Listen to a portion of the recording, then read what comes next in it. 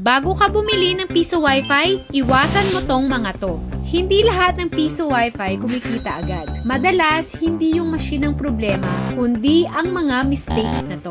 Una, mahina o hindi stable ang internet. Kapag mabagal o laging nawawala ang internet connection, possible na hindi na sila bumalik o uulit. Pangalawa, maling location. Kahit maganda ang machine, kung konti ang dumadaan o wala masyadong gumagamit ng internet sa area, mahina talaga ang kita. Pangatlo, masyadong mataas o hindi akma ang pwesto ng antena.